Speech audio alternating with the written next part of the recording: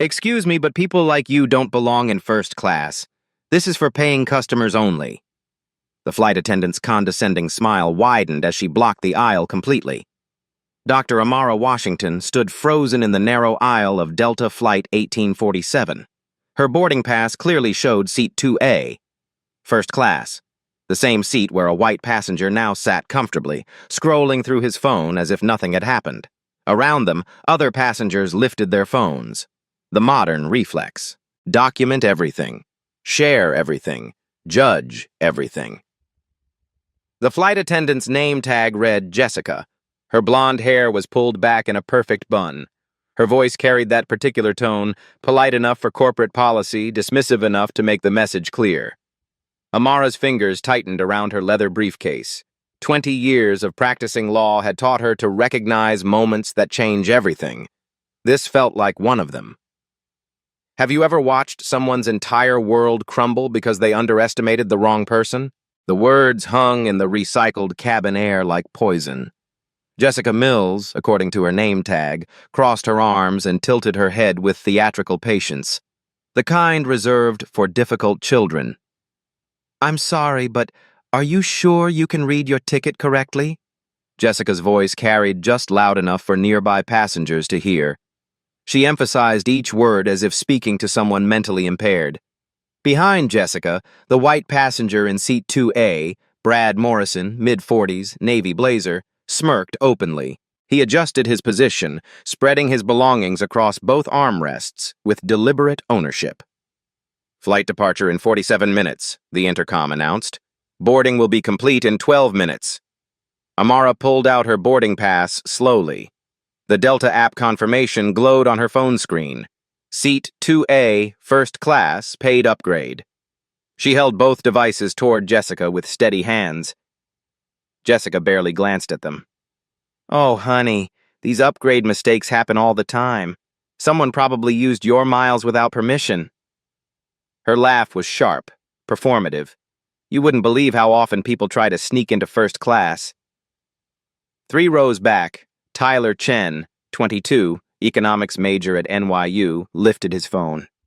His thumb hovered over Instagram Live. Something about this felt wrong, felt important. "Y'all need to see this," he whispered to his phone camera, pressing record. "This is happening right now on Delta Flight 1847. This is insane." The viewer count started small. 12, 26, 47. "Ma'am," Jessica continued, her voice growing bolder, "I need you to return to your assigned seat in economy. You're holding up our departure." Brad Morrison finally spoke. "Just take your real seat back there. Some of us actually paid for first class." His tone carried the casual cruelty of someone accustomed to being heard. Amara's grip tightened on her briefcase handle. Inside, legal documents rustled. Contracts, briefs, correspondence that would mean nothing to these people. Yet. "I understand your confusion," Amara said quietly. "Let me just make a quick call to clarify this situation." Her phone buzzed.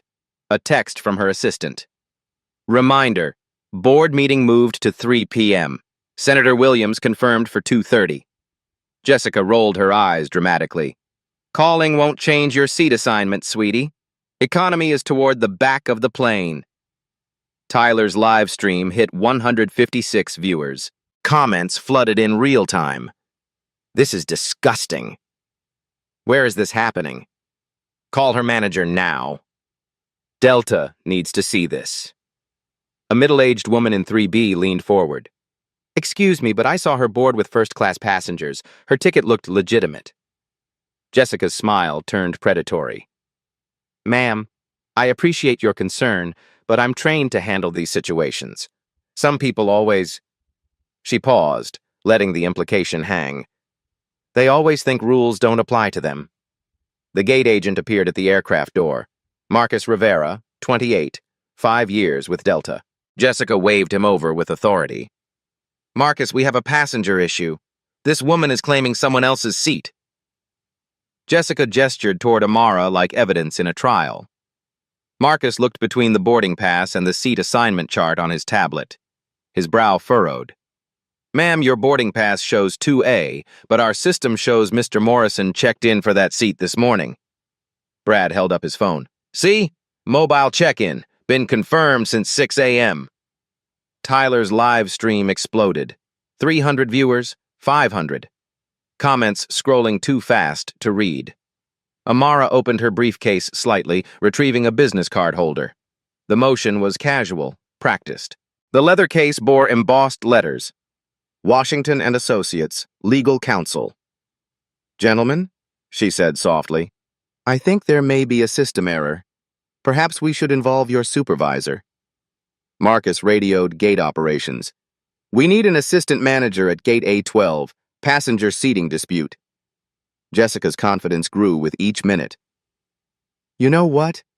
I'm going to have to ask you to deplane if you continue to disrupt our boarding process. Behind them, more passengers pulled out phones. The universal response to conflict in 2024. Document. Share. Judge. Tyler hit 1,000 viewers. His hands shook slightly as comments poured in. This is racial profiling. Someone needs to help her. This is why I don't fly Delta. Where are the managers? A security officer appeared at the gate. Janet Brooks, 10-year TSA veteran, hand resting casually on her radio.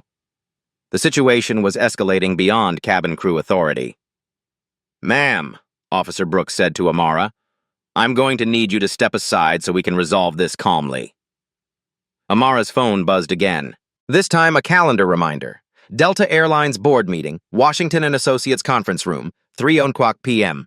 She glanced at the notification, then at the growing crowd of passengers recording everything.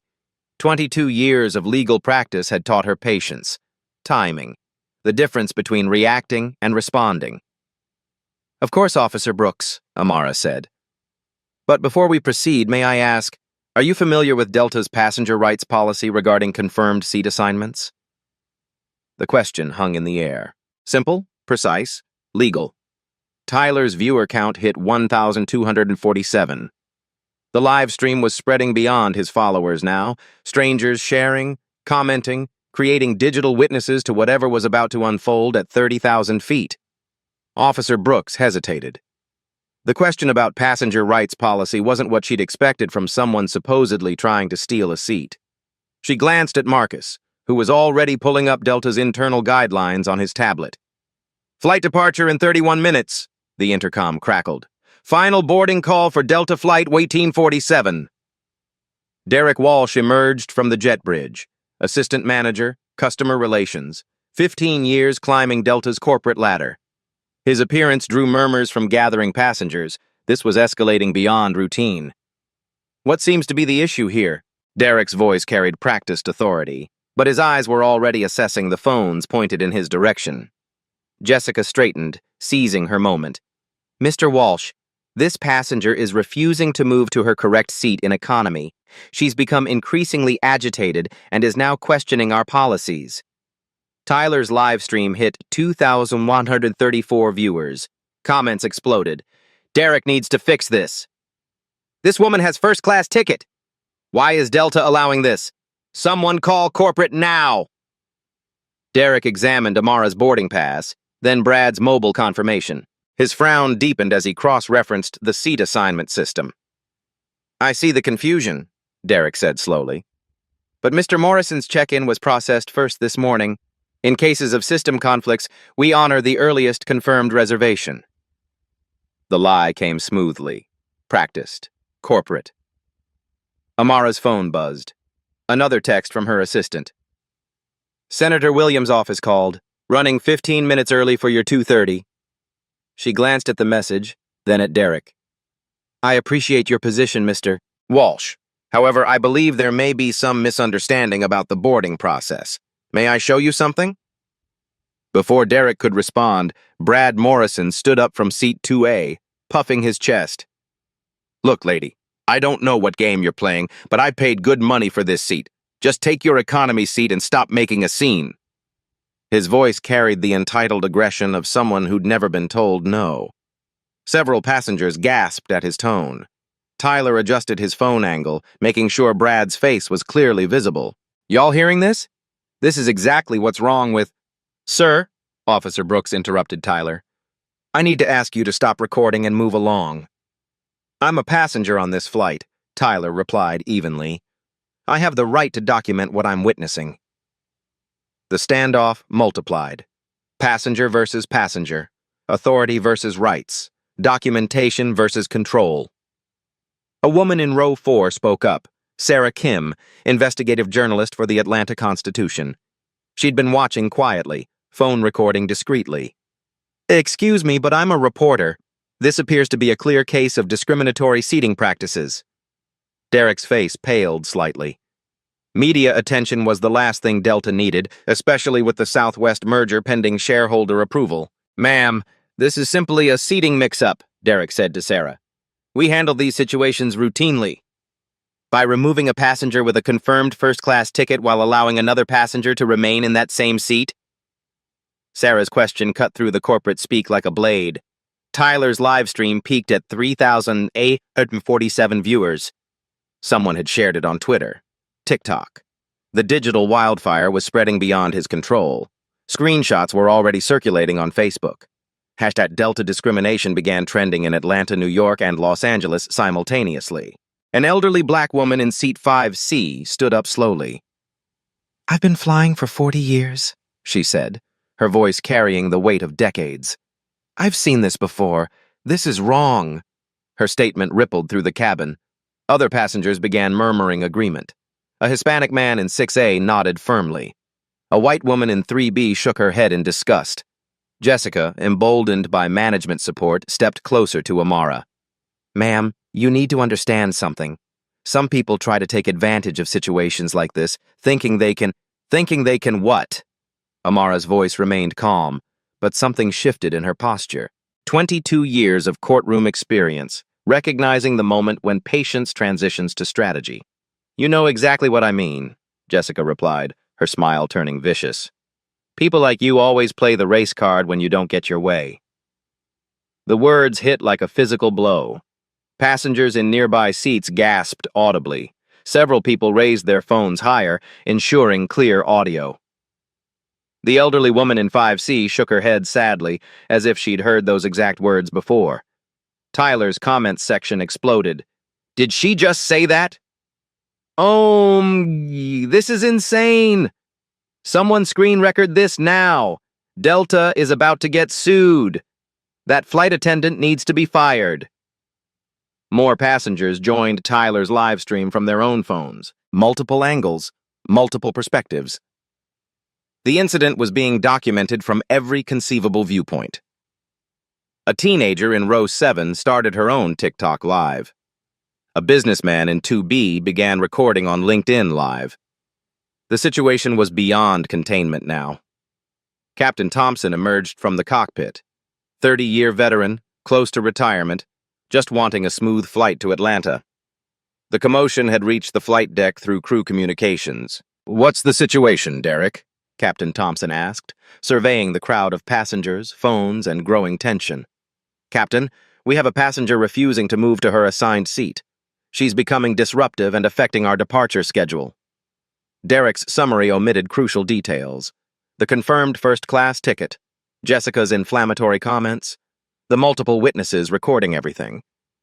Amara opened her briefcase slightly, revealing organized legal folders with official seals and letterheads. She pulled out her business card. Simple, elegant, devastating. Dr. Amara Washington, Senior Partner, Washington and Associates. She handed the card to Captain Thompson. Captain, I believe there's been a significant misunderstanding.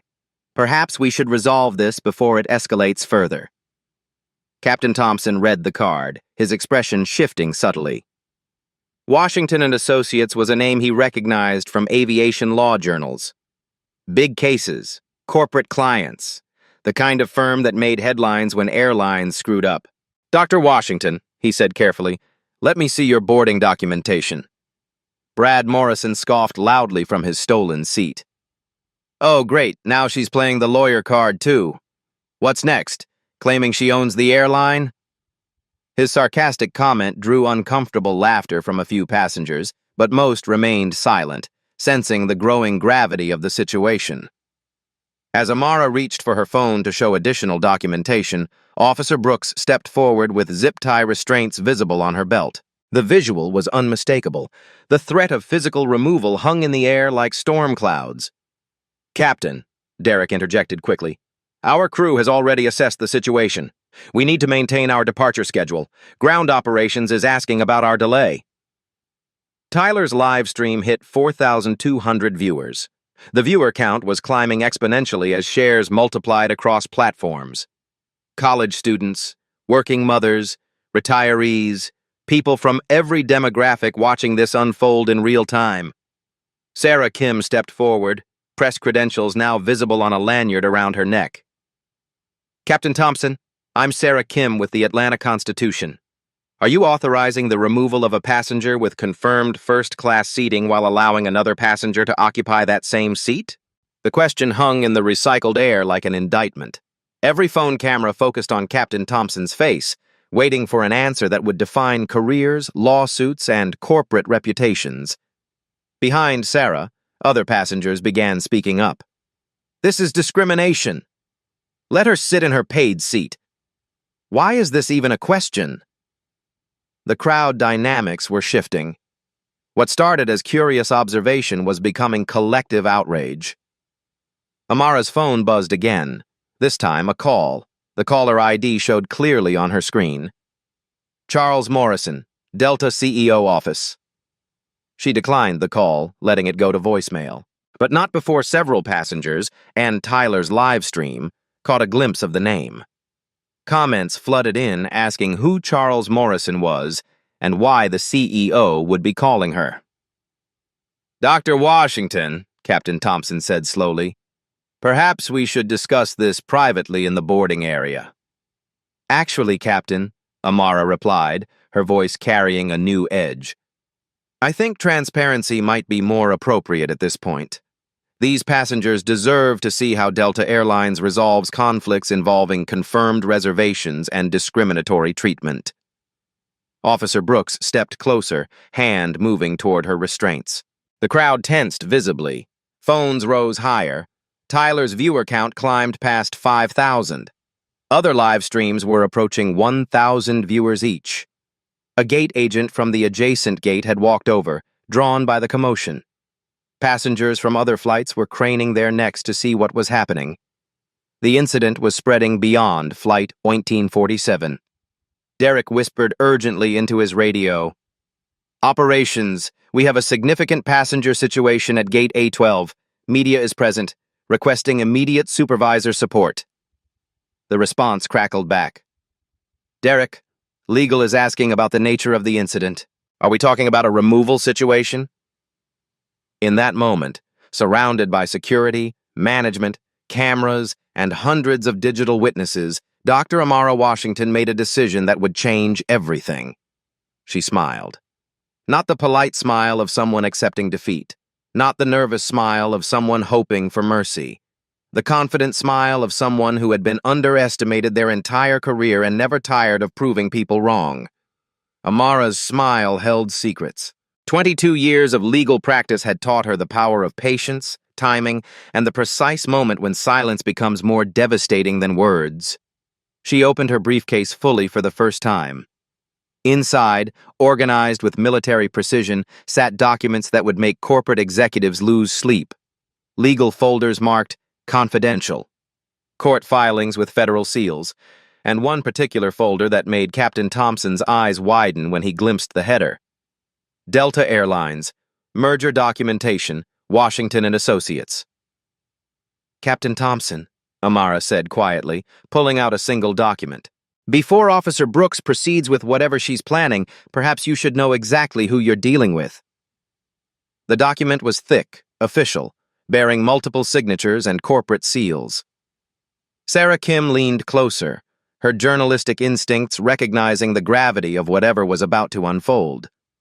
Tyler's live stream hit 6,847 viewers. Comments were flooding faster than anyone could read.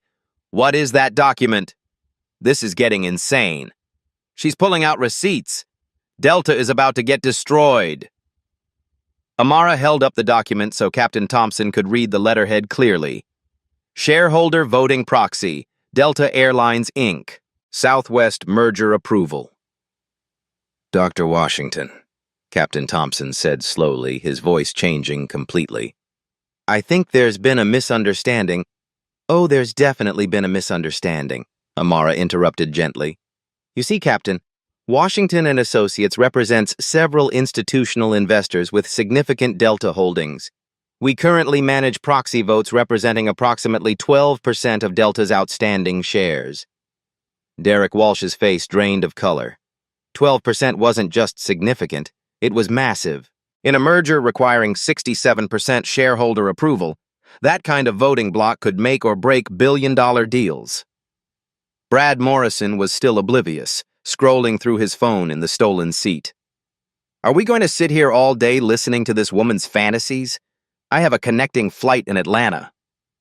Jessica stood frozen, her earlier confidence evaporating as she began to understand the magnitude of her mistake. Amara pulled out a second document. This is more interesting. A legal brief we've been preparing for the past 6 months. Discriminatory practices in commercial aviation. A class action analysis. She opened the brief to a page marked with yellow tabs. We've been documenting incidents exactly like this one across major airlines. Patterns of discrimination, statistical disparities in passenger treatment, corporate liability assessments. Sarah Kim's eyes lit up. This wasn't just a seating dispute anymore. This was a story that could expose systemic problems across the entire airline industry. Dr. Washington, Sarah said, are you saying Delta has a documented pattern of discriminatory behavior?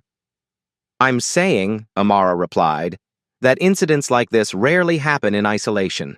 They're usually symptoms of deeper cultural problems within organizations.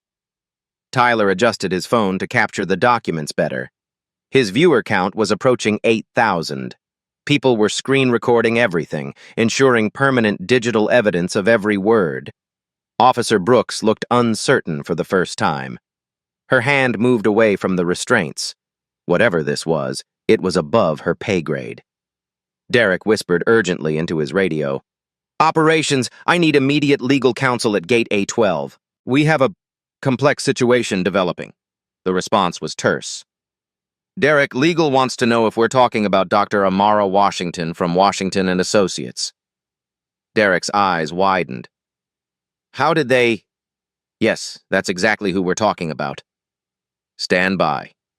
Do not escalate further. Repeat. Do not escalate. Amara's phone buzzed again. The same caller ID. Charles Morrison, Delta CEO office. This time, she answered. Charles, I was wondering when you'd call. Her voice carried the familiarity of someone who knew the CEO personally. Tyler's comments exploded. She knows the CEO? First name basis. This woman is connected. Delta is screwed. The conversation was brief, quiet, but everyone could see Amara's expression shift from patient to businesslike. I understand, Charles. Yes, I'm on flight 1947. No, I don't think this can wait until the board meeting. She paused, listening. Actually, I think your crew might benefit from witnessing this conversation. She put the phone on speaker. Dr. Washington, this is Charles Morrison, CEO of Delta Airlines.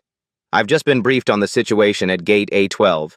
On behalf of Delta, I want to personally apologize for any inconvenience you've experienced. The gate area fell silent. Even Brad Morrison looked up from his phone, finally sensing that something significant was happening. Charles, Amara replied calmly, inconvenience is a mild term for what I've experienced. Your flight attendant informed me that people like me don't belong in first class.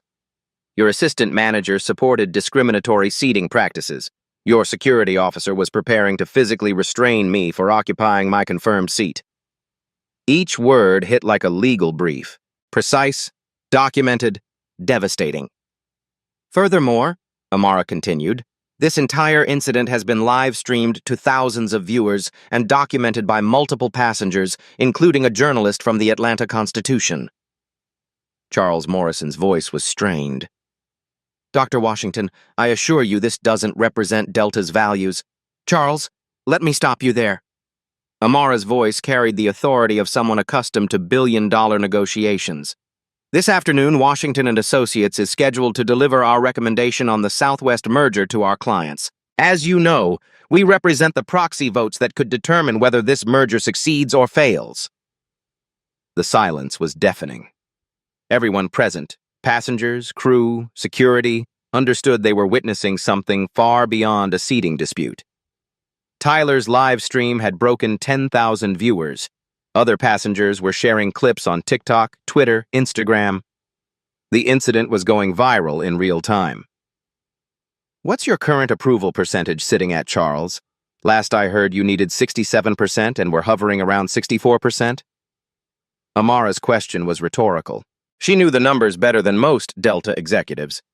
Brad Morrison finally spoke up, his voice uncertain for the first time. Wait, who exactly are you? Amara turned to face him directly. Mr. Morrison, I'm Dr. Amara Washington, senior partner at Washington & Associates. We specialize in corporate law, with particular expertise in aviation industry mergers and acquisitions. She paused, pulling out another document. Interestingly, your last name is Morrison. Any relation to Charles Morrison, Delta's CEO? Brad's face went white. He's my older brother. The revelation hit the gate area like a physical force. Tyler's comments section went absolutely insane. The CEO's brother stole her seat. This is insane. Family connections exposed. Nepotism and racism. Sarah Kim was frantically taking notes, her journalistic instincts recognizing a story that would make front-page headlines. How fascinating, Amara said quietly.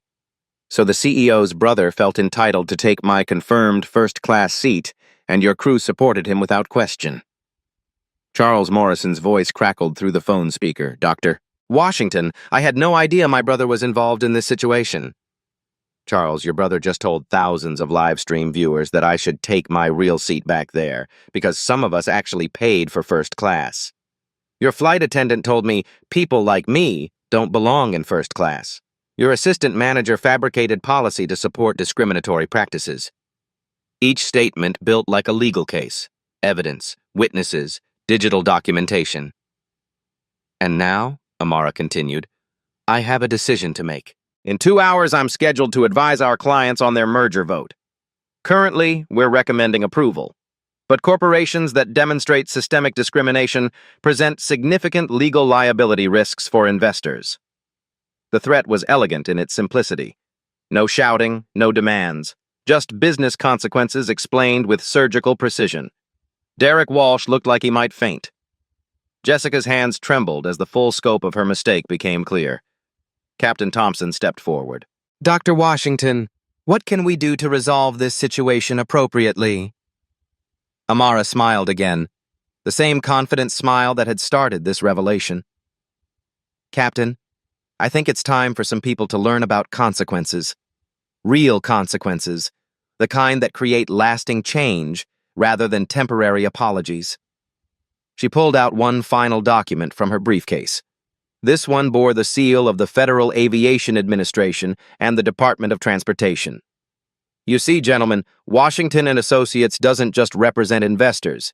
We also serve as legal counsel for the Federal Aviation Administration's Civil Rights Office.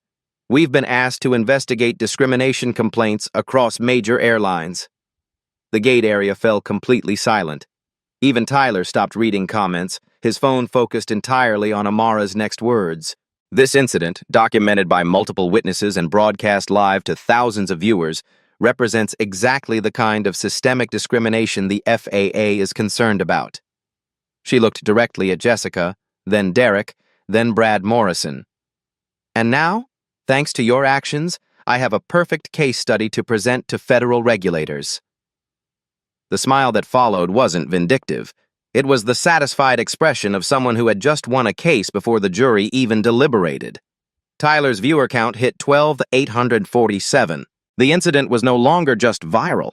It was a digital phenomenon that would be analyzed, discussed, and remembered for years.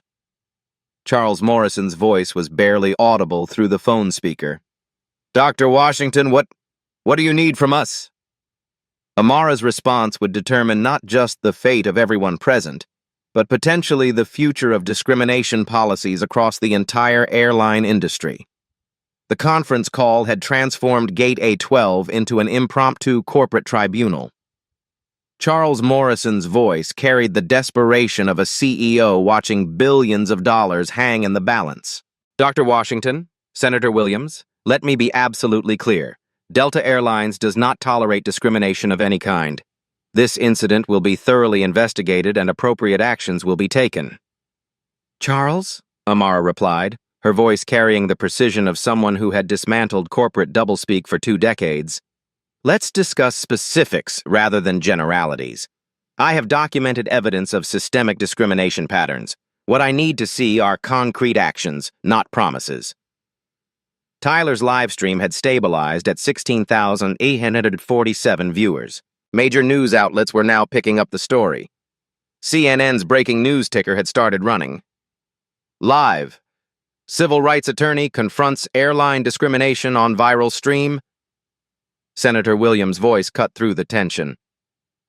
Mr. Morrison, I'm going to be very direct. Dr. Washington was scheduled to testify before my subcommittee next week about airline discrimination patterns. This incident has just provided us with a real-time case study. The revelation sent shockwaves through everyone present. Amara wasn't just any passenger. She was a congressional witness, scheduled to testify about the exact problem she had just experienced. Furthermore, Senator Williams continued, this live stream now serves as evidence for federal oversight hearings. Mr. Morrison, your company's response in the next few minutes will determine whether we're talking about internal policy changes or federal legislation. Charles Morrison's silence spoke volumes. In corporate America, federal legislation was the nuclear option, expensive, permanent, and impossible to control. Derek Walsh stepped forward, sweat visible on his forehead. Mr. Morrison, sir, perhaps I should explain the crew's perspective. Mr. Walsh, Robert Chen interrupted. As TSA legal counsel, I need to advise you that anything you say right now is being recorded by multiple parties and may be used in federal proceedings. The legal warning silenced Derek immediately. Jessica Mills stood frozen, realizing that her casual racism had escalated into a federal case with congressional oversight. Amara opened another folder from her briefcase. Charles, let me share some numbers that might focus this conversation. The Southwest merger is valued at $26.7 billion. Current shareholder approval sits at 64.2%. You need 67% for approval. She held up a document marked Institutional Investor Analysis. Washington & Associates represents proxy votes for 11.8% of Delta's outstanding shares. Additionally, our clients control another 8.3% through subsidiary holdings. The math was devastating. Amara controlled roughly 20% of the votes needed for merger approval. If she recommended against the merger, it would fail catastrophically. More importantly, Amara continued, our clients include 3 major pension funds, 2 university endowments, and the Teachers' Retirement System of California. These institutions have strict policies about investing in companies with documented discrimination problems. Tyler's comments section exploded as viewers began to understand the financial implications. She controls the merger. Billions of dollars at stake. Delta stock is going to crash. This woman has serious power. Sarah Kim was live streaming her own coverage now, providing journalistic context. This isn't just about one seat anymore. We're watching a real-time corporate accountability session that could reshape airline industry practices. Brad Morrison finally spoke from his stolen seat, his voice small and uncertain. Charles, I think maybe I should just move to another seat. Mr. Morrison, Senator Williams' voice was ice cold. I think you should remain exactly where you are until this situation is resolved. Your actions are now part of a federal record. The senator's words carried the weight of congressional authority. Brad was no longer just a passenger. He was evidence in a discrimination case. Charles Morrison's voice returned, strained but attempting corporate authority. Dr. Washington, what specific actions would you consider appropriate resolution? I'm glad you asked, Charles. Amara's tone shifted to pure business. First, immediate termination of all personnel who participated in or enabled discriminatory actions. That includes Ms. Mills and Mr. Walsh. Jessica gasped audibly. Derek's face went white. Second, your brother Brad is permanently banned from all Delta flights. Discrimination enablement should have consequences, regardless of family connections. Brad started to protest, but Robert Chen's legal glare silenced him. Third, Amara continued, Delta implements the Washington Protocol, a real-time discrimination reporting system with direct corporate accountability. Any discrimination complaint triggers immediate C-suite notification and 24-hour resolution requirements. Tyler adjusted his phone to capture the documents better. His uncle Robert was taking notes, recognizing the legal precision of Amara's demands. Fourth, Delta establishes a $50 million passenger rights fund, administered by an independent third party, to provide immediate compensation for discrimination victims.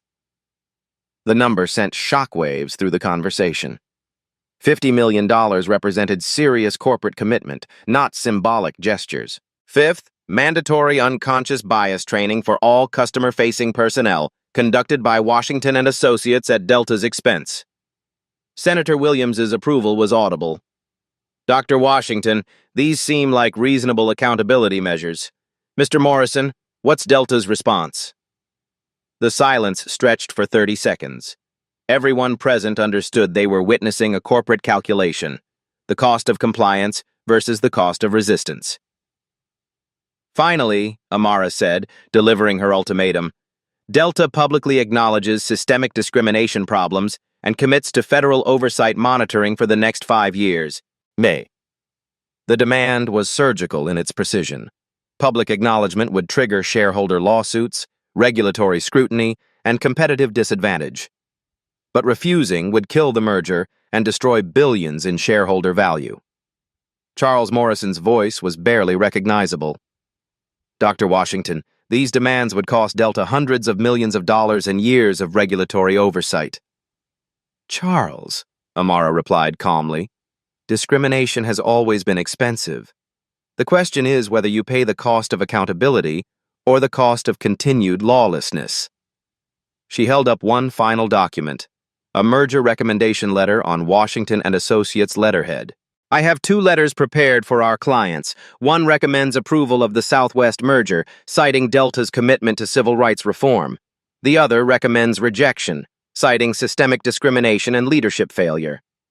Tyler's viewer count had reached 18,233. Major news networks were now covering the story live.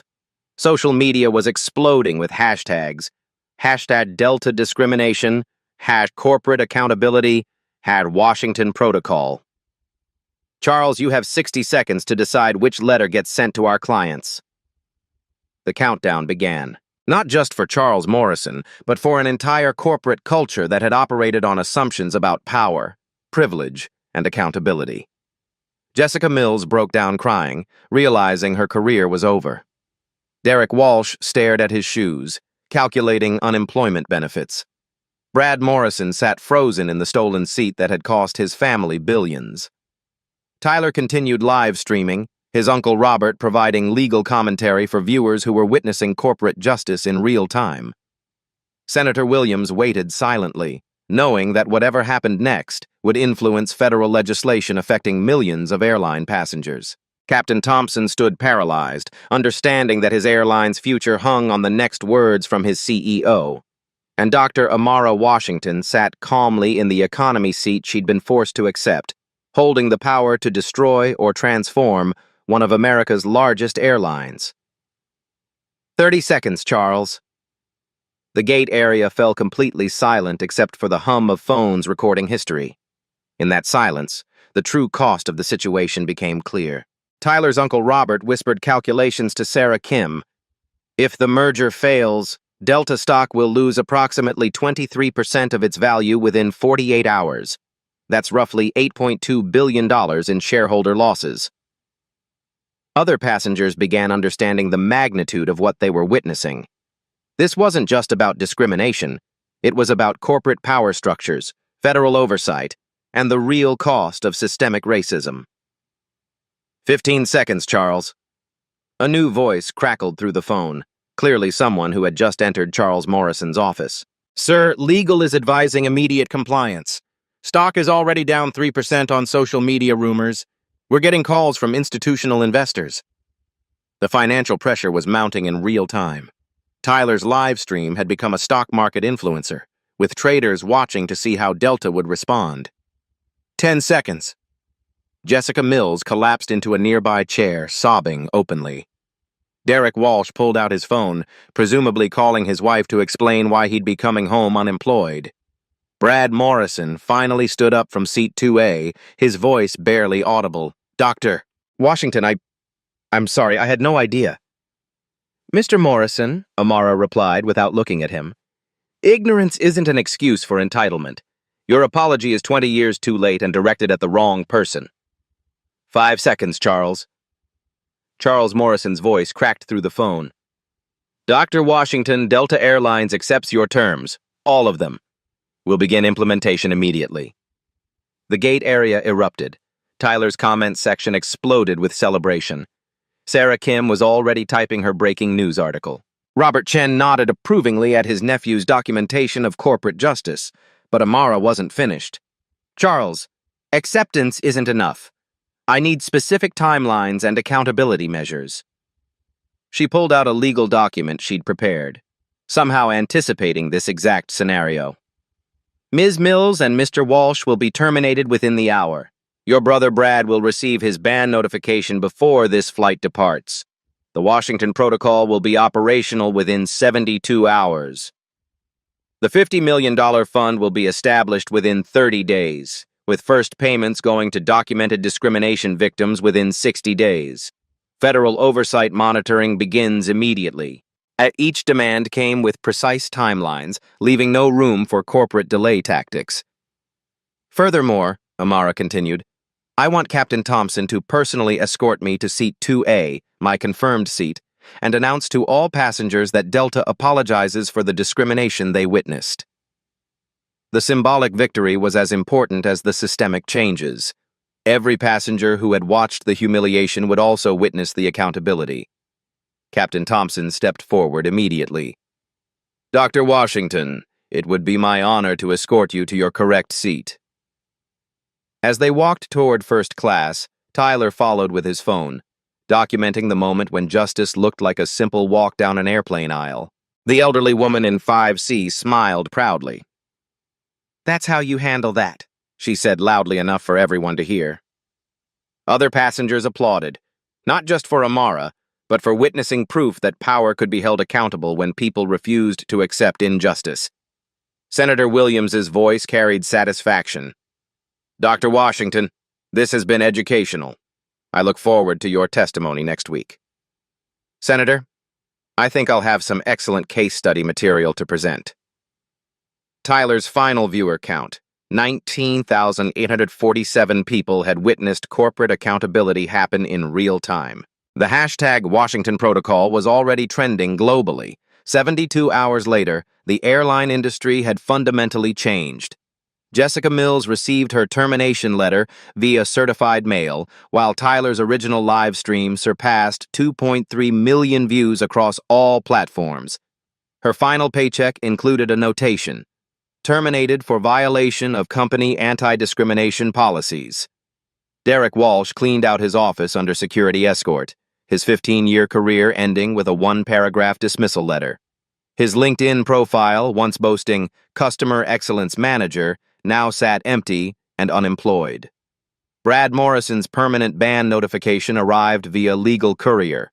The document was thorough, banning him not just from Delta flights, but from all Delta facilities, events, and partner airline connections.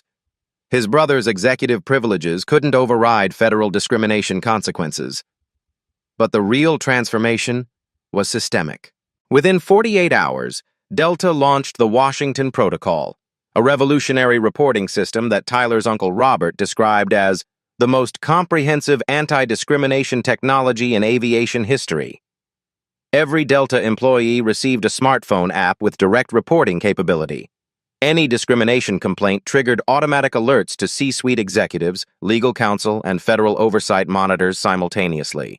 The system included real-time video recording, automatic witness identification, and 24-hour resolution requirements with financial penalties for delays. Dr. Amara Washington personally oversaw the implementation from her law firm's Atlanta office, where she'd established the new Passenger Rights Division. Her staff of 12 attorneys specialized exclusively in airline discrimination cases. The $50 million Passenger Rights Fund processed its first claims within 30 days. Maria Rodriguez, a Hispanic mother who'd been removed from a Delta flight 6 months earlier, received $75,000 in compensation and a personal apology from Charles Morrison. James Williams, an elderly black veteran who'd been denied first-class seating despite his military disability status, received $125,000 and lifetime Delta premium status.